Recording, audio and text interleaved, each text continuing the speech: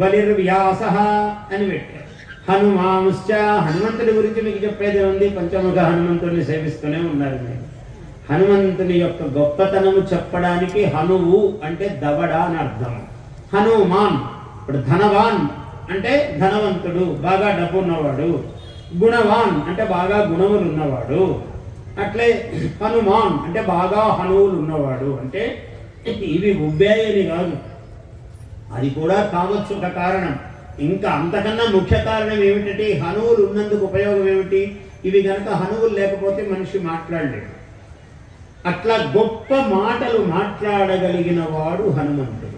అందుకనే ఆయన్ని పూజ చేసేటప్పుడు హనుమంతుడిని పూజిస్తే ఏమొస్తుందయ్యా అన్నారు. బుద్ధి, బలం, యశో, ధైర్యం, నిర్భయత్వం, అరోగత, అజాడ్యం అంటే జడత్వం, కదలిక లేకుండా ఓ స్తబ్దంగా కూర్చోవడం, అలా లేకుండా ఉండడం అజాడ్యం. వాక్ పటుత్వం చ, వాక్కుకు హనుమంతుడికి ఏం సంబంధం అంటే ఇదే సంబంధం. హనుమత్ స్మరణాత్ భవేత్ అన్నాడు. అటువంటి హనుమంతుడు. హనుమాంశ్చ విభీషణ, ఎంత పుణ్యాత్ముడో చూడండి. విభీషణుడు రావణుడంత దుర్మార్గుడయి ఆయనకు తమ్ముడయి నిరంతరము మంచి ఉపదేశాలు చేస్తూ ఉండేవాడు విభీషణుడు. విభీషణుడు అంటే కోపం, అయినా ధర్మమర్మము ఎరిగినవాడు. ఏమంటావు విభీషణ అనేవాడు. ఎంత సరిపోకపోయినా విభీషణుడి వాక్యం అయితే వినేవాడు, ఆచరించేవాడు కాదు, కానీ వినడం వరకు వినేవాడు. అంత గొప్ప మాట చెబుతాడు. ఇంత దుర్మార్గుడైన రాక్షసునికి అనుజుడుగా పరమ ధర్మస్వరూపుడుగా ఉన్నటువంటి వాడు విభీషణుడు. హనుమాంశ్చ విభీషణ, కృపాచార్యుడు అంత గొప్పవాడు అస్త్ర విద్యలో.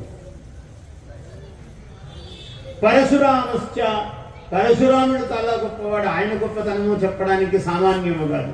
పరశురాముడు 20 ఆయన మహావిష్ణువు యొక్క అనేక అవతారాలలో పరశురామ అవతారము కూడా ఒకటి.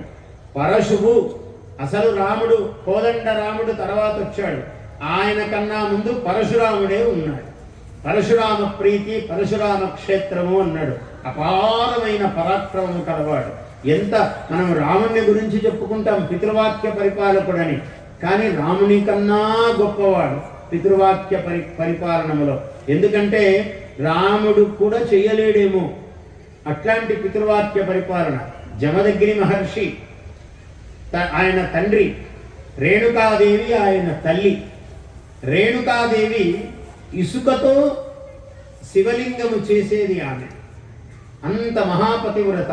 కృతేతు రేణుకా శక్తి అన్నారు. కృతయుగములో రేణుకాదేవియే శక్తి. త్రేతాయాం జానకీ తథా, త్రేతాయుగములో జానకీదేవి అంటే సీతాదేవి. ద్వాపరే ద్రౌపదీ చైవ, ద్వాపర యుగములో ద్రౌపదీదేవి యుగశక్తి అన్నారు. కలవు అన్నారు. కలియుగంలో ఎవరండి అన్నారు. ఎవరో ఒకరు పేరు చెప్తే కుదరదండి, కలి కదా, కలహం పాపము కారణం. కలిలో ఒకరి పేరు చెప్తే ఏమండి ఆమె గొప్పతనం ఏముంది, నేను అంతకన్నా గొప్పదాన్నని ఇంకొక ఆమె వస్తుంది. ఇది పెద్ద సమస్య. ఇది ఋషులకు తెలియవా ఇవన్నీ? అందుకని కలవు శక్తి గృహే గృహే అన్నాడు. ఇంటింటిలో ఒక శక్తి ఉంటుంది నాయన, కలియుగంలో అన్నారు. ఎంత మహాత్ములో జాగ్రత్తగా చెప్తారో చూడండి. లేకుంటే కోర్టుకు వెళుతుంది. పెద్ద సమస్య, ఏమి తెవలదు. కోర్టులో 50 ఏళ్ళ నుంచి కేసు నడుస్తుందంటే వేసిన వాళ్ళు, వేయించుకున్న వాళ్ళు అందరూ పాపం కాలగర్భంలో కలిసిపోయేలా కేసు నడుస్తూ ఉంటుంది. ఎందుకంటే జడ్జి తర్వాత జడ్జి వస్తూ ఉంటాడు, వాదన తర్వాత వాదన వినపడుతూనే ఉంటుంది. అది కలకాలము కొనసాగుతూ ఉంటుంది. ఎవరికి లాభము, ఏమి జరిగినట్టు, ఏమీ జరగనట్టే, ఎంతో జరిగినట్టు అన్నీ ఉన్నాయి దాంట్లో. అందువల్ల ఇట్లాంటివి కుదరవండి అన్నారు. న్యాయస్థానాలు ఎన్నో రకాలైన ఉన్నాయి. కలవు శక్తి గృహే గృహే అన్నారు. అటువంటి ఆ కృతయుగములో శక్తి రేణుకాదేవి. ఒకనాడు ఆ లింగము ఆకారము చేస్తుంటే లింగ రూపం రాలేదు ఆమెకు. పాతివ్రత్యంలో ఎక్కడ లోపం వచ్చింది.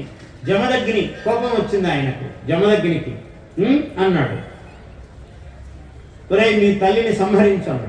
వెంటనే గండ్రగుడ్డలు తీసుకుని తల్లిని సంహరించాడు. ఎవరైనా చెయ్యగలరా?